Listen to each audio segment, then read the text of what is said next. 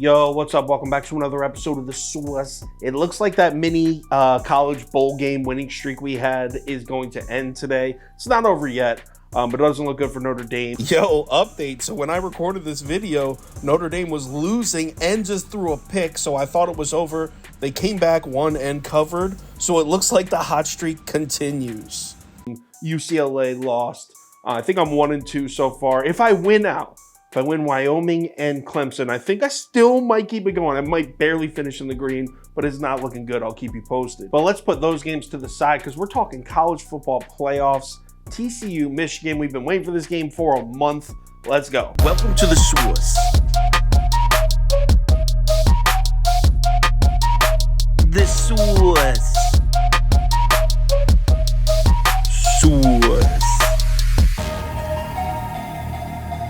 Hey, get the sauce. All right, TCU versus Michigan. The line opened Michigan laying 9.5, but by Monday morning, it's down to 7.5. Action is slightly leaning towards the Wolverines. We're looking at about 54% of the tickets, 63% of the money on Michigan. This is as of Monday morning. And really nothing changes here. Here we are on Friday night. We're still kind of looking at the same thing. Public and money both really close to split 50-50. Line never moves. We're still looking at Michigan minus 7.5 on pretty much every single book. So let's cap this game. If you subscribe to this channel, you already know the first step. We're running the numbers through the spreadsheet. According to the model, the line for this game should be Michigan minus 12.9. That's a solid 5.5 point lean on the Wolverines. All right, let's break this matchup down. And why don't we start with the TCU offense? Because we know that's been the Cinderella story. And we all know it. No reason to retell the story. Max Duggan starts the year off on the bench, comes in to have an amazing Heisman Trophy candidate type season. He finishes second in voting, 3,300 yards, 30 touchdowns, 4 picks. Also rushes for 619 and 6 touchdowns as well. And TCU's offense took the ride right along with them, averaging over 38 points a game, 6.5 yards per play. Both are top 15 in the FBS in those categories. So TCU's offense should just continue to roll, right?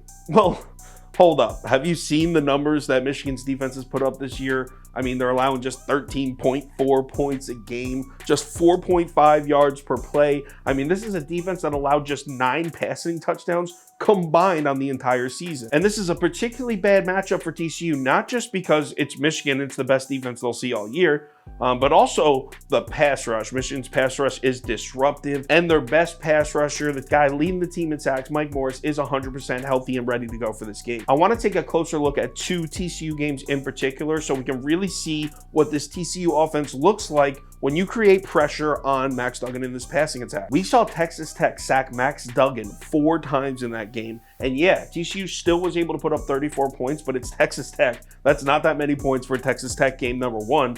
Number 2, Max Duggan completed just 52% of his passes and was held to just 195 yards passing in the game. And the very next game was Texas. The Longhorns pass rush was able to get to Max Duggan for 5 sacks. Want to know what Max Duggan's numbers were in that game? Just 124 yards passing on just 4.2 yards per attempt. TCU scored just 17 points in that Texas game. So it's very clear, the recipe. You put pressure on Duggan, you can throw this TCU offense off. So if this Michigan pass rush is able to put pressure on Max Duggan, which I fully expect them to, that means TCU is going to have to rely more on the run game. And that's where it gets even crazier because Michigan's defense is actually better against the run than it is against the pass. Michigan is second in the FBS, allowing just 2.9 yards a carry and just 85.2 rush yards per game. So TCU's path to victory, as terrifying as it may sound, it's going to have to be through the air. I'm not saying TCU is going to be blanked in this game. I'm sure they'll find a way to put a couple scoring drives together. But overall, I think this is going to be a huge wake-up call for this offense. Now, on the other side of the ball, we're dealing with an elite Michigan offense as well. In fact,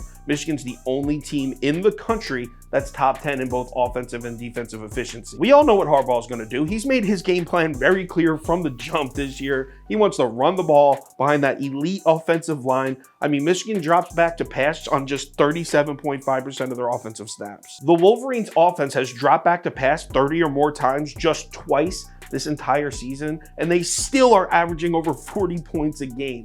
Yeah, Blake Corn's still being hurt. That definitely hurts the Michigan offense, but Donovan Edwards has been a monster in his stead. Not to take any credit away from Blake Corum or Donovan Edwards, they've both been great, but I think the credit really belongs to this Michigan offensive line. It very well might be the best in football. They just won the Joe Moore Award for best offensive line in college football. This is an elite unit on all fronts. Now let's give some credit to the Horned Frogs defense. They did do a great job against Bijan Robinson in the Texas run game. I think Robinson was held to like 29 rushing yards. They deserve all the credit in the world for that.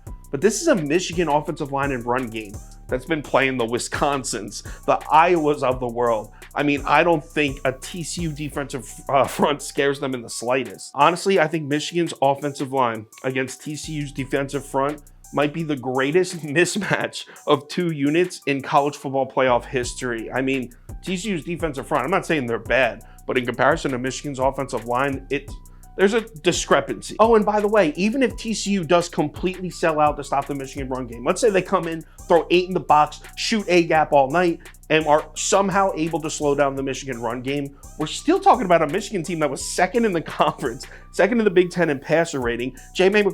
McCarthy threw for 20 touchdowns and just 3 picks. Not to mention they got playmakers on the outside. Ronnie Bell's always down to make a big play.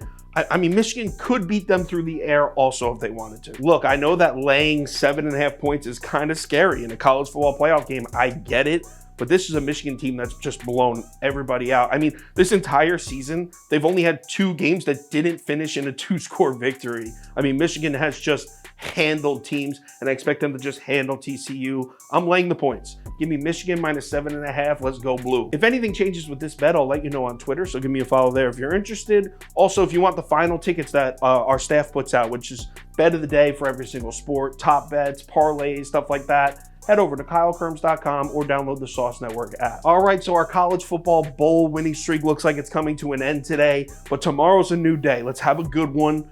Remember to bet responsibly, and I'll talk to you on Twitter.